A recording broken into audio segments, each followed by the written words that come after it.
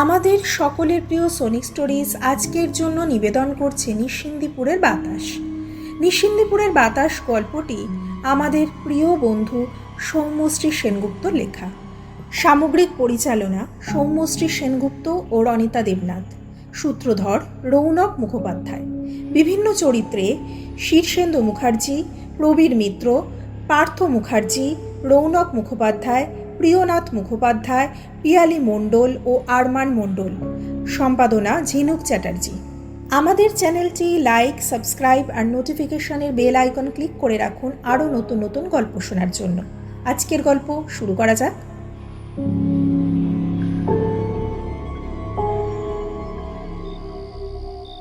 নিশ্চিন্দিপুরের বাতাস শুধু বয় না, এই বাতাস যেন থমকে থাকে। জবা ফুলের পচা গন্ধ আর ভেজা মাটির এক ভারী গন্ধে চারিদিক ম করে। অনিরুদ্ধ দীর্ঘ 12 বছর পর তার পৈতৃক ভিটে বড় বাড়ি বিক্রি করতে গ্রামে ফিরেছে। গ্রামের মানুষের চোখে মুখে এক অদ্ভুত নীরব সতর্কতা ও একই সাথে ভীত সন্ত্রস্ত ভাব। কেউ তার চোখের দিকে তাকাচ্ছে না। অনিরুদ্ধর কাছে তাদের এই অবাক করা ব্যবহার এড়ালো না। সে বিস্মিত হয়ে জিজ্ঞেস করল, কি হলো? আপনারা সবাই আমার দিকে এরকম অদ্ভুতভাবে তাকাচ্ছেন কেন? আর আমার প্রতি এমন অস্বাভাবিক আচরণই বা করছেন কেন? পুরনো বৃদ্ধ চাওয়ালা নিচু স্বরে বলেছিল, সূর্যাস্তের পর ও বাড়িতে থাকবেন না দাদাবাবু। এই মাটি এমন কিছু কথা মনে রেখেছে যা ভুলে যাওয়াই ভালো ছিল। কিন্তু এর কোনো সদুত্তর মেলেনি। অনিরুদ্ধ কারুর কথার তোয়াক্কা না করে বড় বাড়ির দিকে রওনা দিল।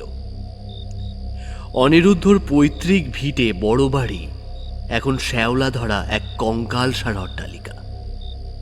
তাল গাছের সারির আড়ালে সূর্য ডুবতেই পুকুর ঘাট থেকে এক ঘন অস্বাভাবিক কুয়াশা দানা বাঁধতে শুরু করল। বাড়ির ভেতর একঘেয়ে একটা শব্দে নিস্তব্ধতা ভেঙে গেল। মনে হচ্ছে কেউ কাঠের ঢেকিতে ধান ভাঙছে। কিন্তু রান্নাঘরটা তো গত 1 দশক ধরে জনমানবহীন। অনিরুদ্ধ টর্চ নিয়ে শব্দের দিকে এগোতেই সব চুপ হয়ে গেল। তার বদলে দেওয়াল চুইয়ে ভেসে এলো একটা চাপা খিলখিল হাসির শব্দ। মাঝরাতে হাড় কাঁপানো ঠান্ডা নামল। মেঝের ওপর ভিজে পায়ের শব্দে অনিরুদ্ধর ঘুম ভেঙে গেল। বুকের ভিতর হৃৎপিণ্ডটা যেন আছাড়ি পিছাড়ি খাচ্ছে।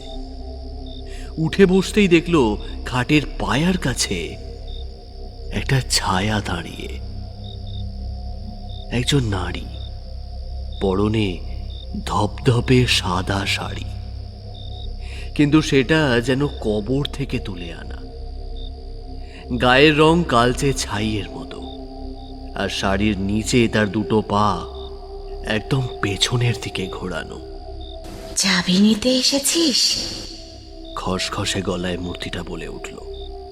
শুকনো পাতা গুঁড়ো করলে যেমন শব্দ হয় ঠিক তেমন তার গলার স্বর। সে আবারও বলে উঠল, কিন্তু ভোগ দিতে তো ভুলে গেলি।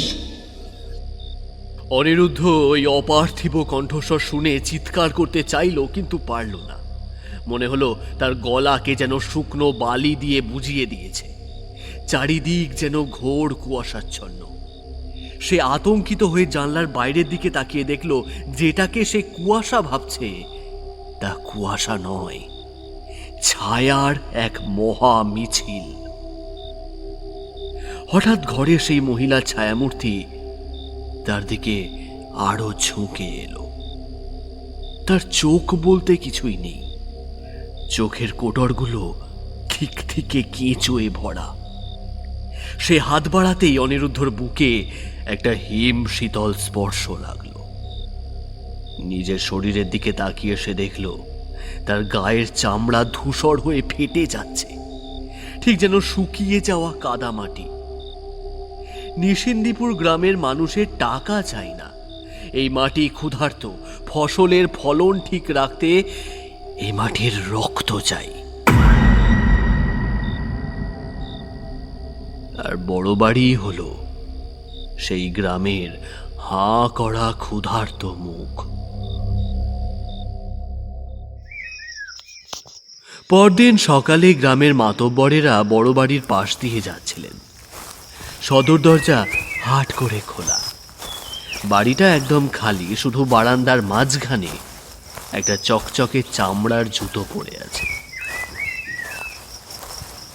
বহু বছর ধরে শুকিয়ে থাকা জবা গাছটায় হঠাৎ টকটকে লাল ফুল ফুটেছে। একটা ছোকরার মতো দেখতে চাওয়ালা এক কাপ আদা চা ঢালতে ঢালতে দীর্ঘশ্বাস ফেলে বাতাসের উদ্দেশ্যে বলল, মাটি শান্ত হলো এবারের মতো। শোনা যায় প্রায় 70 বছর আগে অবিভক্ত বাংলায় এই বড় বাড়ি ছিল রক্ষণশীল জমিদার বাড়ি। এই জমিদার বাড়িতে তখনও সানাই বাজত। সেই বিভৎস মহিলা মূর্তিটি তখন জীবিত ছিল। তার নাম ছিল কুসুম। সে ছিল গ্রামের এক দরিদ্র কৃষকের মেয়ে, যাকে বড় বাড়ির ছোট তরফের কর্তা জোর করে বিয়ে করে নিয়ে এসেছিলেন। কুসুম ছিল অসামান্য সুন্দরী, কিন্তু তার চোখে সবসময় একটা বিষণ্ণতা থাকত। গ্রামবাসীরা বলতো কুসুমের রক্তে নাকি মাটির টান ছিল। সে ঘন্টার পর ঘন্টা পুকুর ঘাটে মাটির পুতুল গড়ে কাটিয়ে দিত। বড় বাড়ির কর্তারা ছিল অত্যন্ত তান্ত্রিক মনা। তারা তন্ত্রে মন্ত্রে বিশ্বাস করত। একবার গ্রামে ভয়াবহ খরা দেখা দেয়। মাঠের ফসল পুড়ে ছাই হয়ে যাচ্ছিল, পুকুর শুকিয়ে কাঠ। সেই সময় বাড়ির গৃহদেবতাকে তুষ্ট করতে বাড়ির ছোট কর্তা এক তান্ত্রিকের কাছে গেলে তিনি বিধান দেন যে, শোন, বাড়ির কোনো এক কুলবধূকে যদি জীবন্ত সমাধি দিতে পারিস তবেই এই মাটি শান্ত হবে, নচেত নয়। অন্ধবিশ্বাসে অন্ধ হয়ে ছোট কর্তা তার নিজের স্ত্রী কুসুমকেই বেছে নেন। এক অমাবস্যার রাতে বড় বাড়ির পিছনের উঠোনে, যেখানে এখন এই জবা গাছটা আছে, সেখানে কুসুমকে জ্যান্ত অবস্থায় মাটির নিচে চাপা দেওয়া হয়।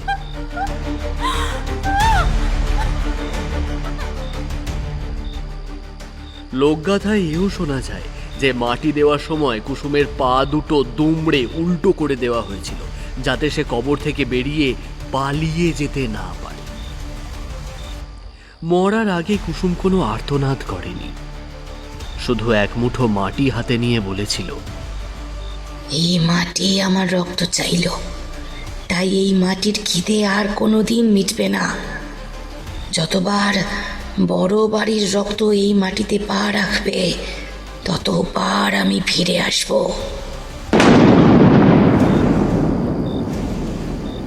সেই রাতেই নিশিন্দিপুরে প্রবল বৃষ্টি নামে, কিন্তু সেই বৃষ্টির জল ছিল লালচে রঙের।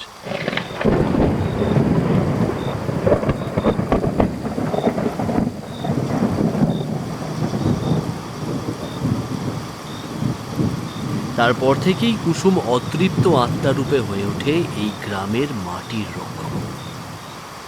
সে শুধু তাদেরই টেনে নেয় যাদের শরীরে ওই জমিদার বংশের রক্ত বইছে, যেমন অনিরুদ্ধ। গ্রামের পুরোহিতরা কুসুমের পা উল্টো হওয়ার প্রসঙ্গে বলেন, কুসুমের পা উল্টো হওয়ার কারণ শুধু দৈহিক অত্যাচার নয়, সে আসলে এখন আর মানুষ নেই। সে পেতনি আর যক্ষীর এক সংমিশ্রণ। তার উল্টো পা এটাই প্রমাণ করে যে সে এখন আর আমাদের জগতের দিকে মুখ করে নেই। তার যাত্রা এখন অন্ধকারের দিকে। প্রতিবার যখন বড় বাড়ির কোনো উত্তরসূরি গ্রামে ফেরে, কুসুম তার পুরনো প্রতিশোধ নিতে মাটির নিচ থেকে উঠে আসে।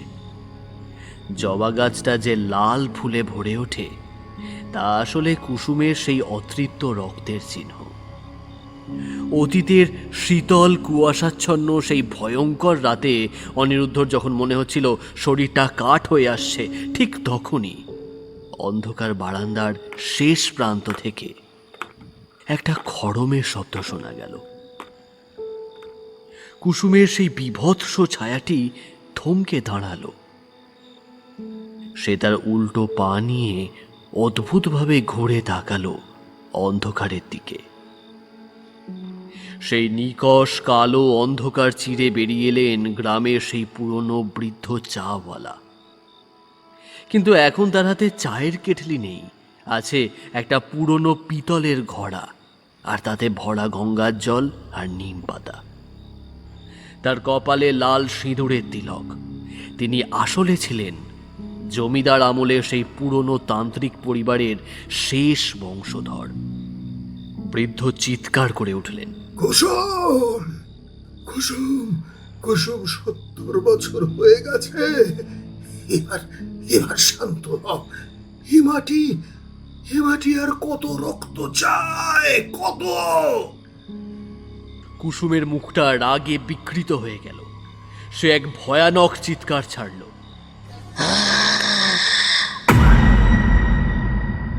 এই চিৎকার কোনো মানুষের গলার স্বর নয়, যেন হাজারটা শুকিয়ে যাওয়া মাটি ফেটে যাওয়া শব্দ। সে অনিরুদ্ধকে ছেড়ে বৃদ্ধের দিকে ঝাঁপিয়ে পড়তে চাইল। বৃদ্ধ দ্রুত পকেট থেকে এক মুঠো সিদ্ধ সর্ষে বের করে অনিরুদ্ধর চারপাশে একটা গণ্ডি কেটে দিলেন। বৃদ্ধ তান্ত্রিক বিড়বিড় করে মন্ত্র পড়তে পড়তে ঘড়া থেকে জল ছেটাতে শুরু করলেন। কুসুমের গায়ে সেই জল লাগতেই সেখান থেকে ধোঁয়া বেরোতে লাগলো। সে যন্ত্রণায় ছটফট করতে করতে আবার সেই জবা গাছটার দিকে পিছিয়ে যেতে লাগলো।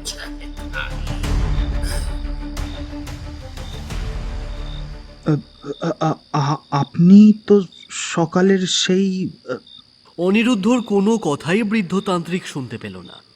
তিনি ক্রুদ্ধ হয়ে তাকে ধমক দিয়ে বললেন, হ্যাঁ করে দেখছো কি? পালাও, পালাও। নিজের ভিটে বলে মায়া করো না। এই জমিদার পরিবারের রক্ত চায়। তাই তাই যে পথে এসেছো সে পথে সেদিকে আর তাকাবে না। যাও, যাও, সোজা স্টেশনের দিকে ছোট, যাও। অনিরুদ্ধ টলতে টলতে সদর দরজার দিকে দৌড় দিল। পেছনে শুনতে পেল একটা বিকট মড়মড় শব্দ। ফিরে তাকানোর সাহস তার ছিল না, কিন্তু কানের কাছে ভেসে আসছিল বৃদ্ধের শেষ কথাগুলো। আজ আমি নিজেকে বলি দিয়ে তোকে আটকালাম কুসুম। আমাদের আমাদের বংশের করা পাপের প্রায়শ্চিত্ত হোক। আমাদের বংশের করা পাপের প্রায়শ্চিত্ত হোক।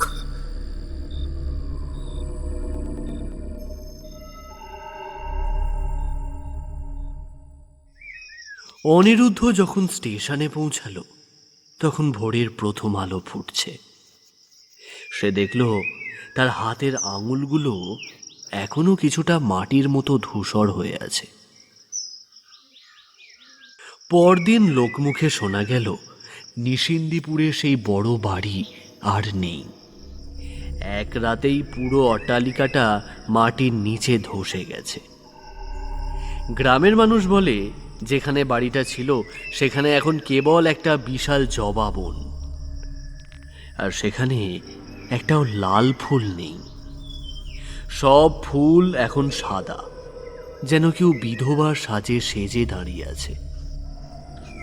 এদিকে অনিরুদ্ধ কলকাতায় ফিরে এসেছে ঠিকই, কিন্তু রাতে ঘুমানোর সময় সে এখনো শুনতে পায় তার খাটের নিচে কেউ যেন ভিজে হাতে নখ দিয়ে আঁচড়াচ্ছে আর ফিস ফিস করে বলছে, তোর শরীরের মাটিটা এখনো আমার কাছে রয়ে গেছে। কে কে কে কে কথা বলছে? কোনো সাড়া পাওয়া গেল না আর। এরপর থেকে অনিরুদ্ধ কলকাতায় নিজের ফ্ল্যাটে শান্তিতে থাকতে পারল না। তার হাতের ধূসর মাটির দাগটা দিন দিন বাড়তে শুরু করলো।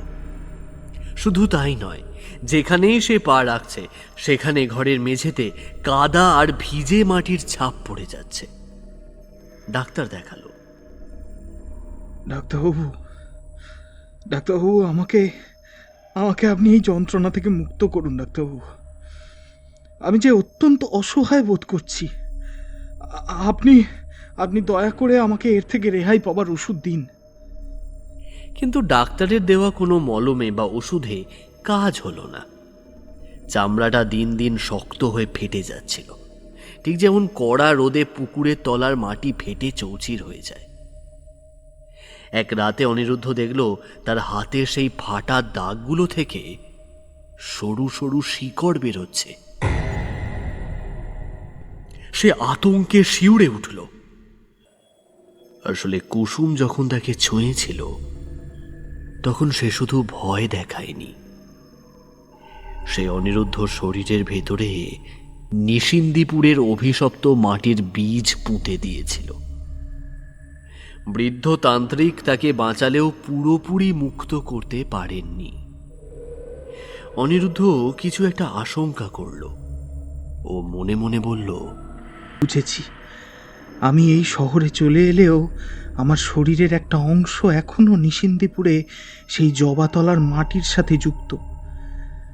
আমাকে যে করে হোক ওখানে ফিরতেই হবে। এই সমস্যার সমাধান ওই গ্রামেই একমাত্র পাওয়া যাবে। সহ্য করতে না পেরে অনিরুদ্ধ আবার সেই বৃদ্ধ চাওয়ালার খোঁজে নিশিন্দিপুর গ্রামে রওনা দিল। কিন্তু গ্রামে পৌঁছে সে স্তম্ভিত হয়ে গেল। যেখানে বড় বাড়িটা ছিল সেখানে এখন কেবল একটা বিশাল গর্ত।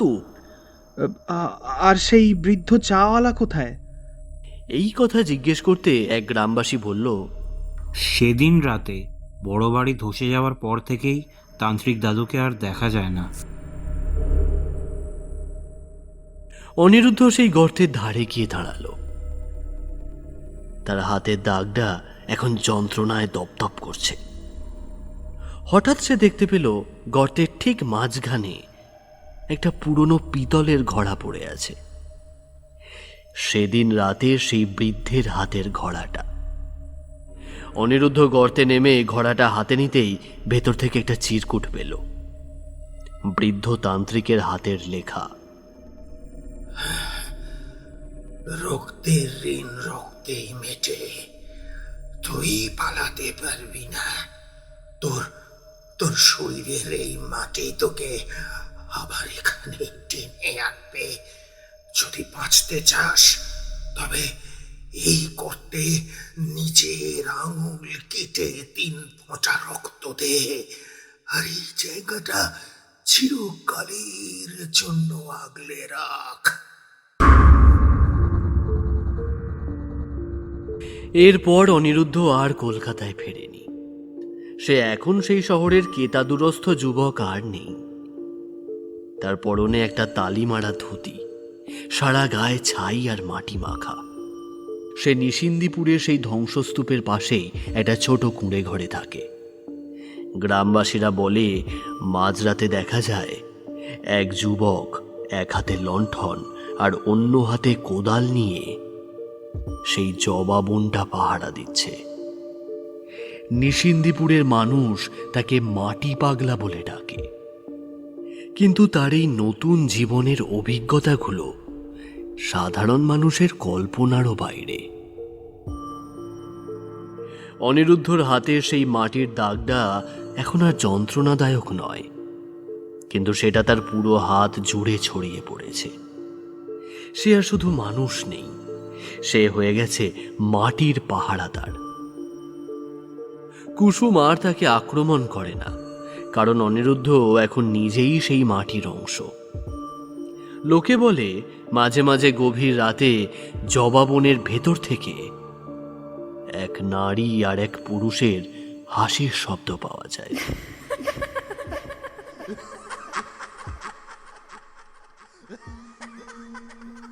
কুসুম তার সাথীকে খুঁজে পেয়েছে।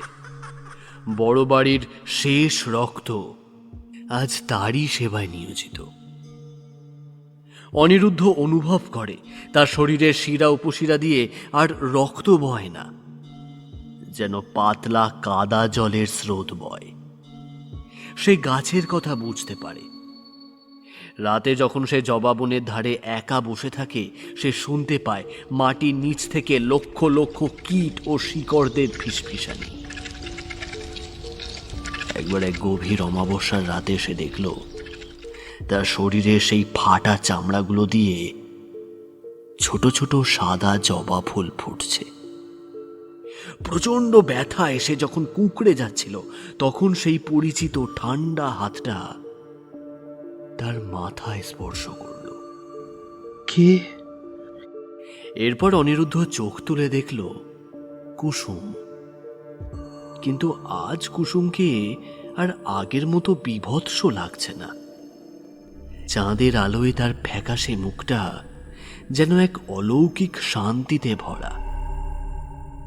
কুসুম তার পাশে বসে নিচু স্বরে বলল, তুই চলে গেলে এই মাটি আবার শুকিয়ে যেত রে।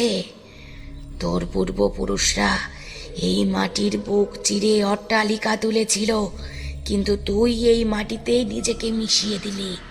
তুই এখন আর পর নোস। অনিরুদ্ধ অবাক হয়ে দেখল কুসুমের সেই উল্টো পা দুটো এখন সোজা হয়ে গেছে।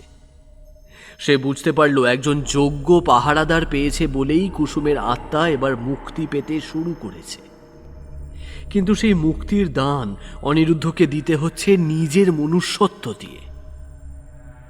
অনিরুদ্ধর এই পাহারার ফলে নিশিন্দিপুর গ্রামে এক অদ্ভুত পরিবর্তন এলো। যে গ্রাম ছিল খরায় মোড়া, এখন সেখানে 12 মাস ফলন হয়। কিন্তু গ্রামের কেউ সেই জবা বনের ধারের কাছে যায় না, কারণ কাছে গেলেই অনিরুদ্ধ তার হাতের লাঠি উঁচিয়ে তেড়ে যায়। এই এই যা যা যা ভাগ, যা ভাগ। অনেকে আবার যারা দূর থেকে দেখেছে তারা বলে অনিরুদ্ধ যখন কথা বলে সে আসলে বাতাসের সাথে কথা বলে না, তার ছায়াটা মাটির ওপরে পড়ে না, বরং তার পায়ের নিচ থেকে মাটির ভেতর কয়েকটা ছায়া সারাক্ষণ নড়াচড়া করে। একদিন সকালে গ্রামবাসীরা দেখল অনিরুদ্ধ কোথাও নেই। তার সেই কুঁড়ে ঘরটাও একদম ফাঁকা। শুধু জবা বনের ঠিক মাঝখানে মানুষের আকৃতির একটা মাটির ঢিবি তৈরি হয়েছে। সেই ঢিবির ওপর একটা তাজা লাল জবা ফুটে আছে। এই ঘটনার পর লোকে বলে মাটির ঋণ অনিরুদ্ধ তার নিজের জীবন দিয়ে শোধ করে গেছে। লোকমুখে এও শোনা যায় অনিরুদ্ধ আর কুসুম নিশিন্দিপুর মাটির স্তরে স্তরে মিশে আছে। এখন তারা এই গ্রামের রক্ষক। তবে প্রতি বছর অমাবস্যার রাতে বড় বাড়ির সেই ধ্বংসস্তূপের ওপর নাকি একটা ছায়া মূর্তি দেখা যায়, যে আজও একটা পুরনো পিতলের ঘড়া নিয়ে সারা রাত পাহারা দেয়।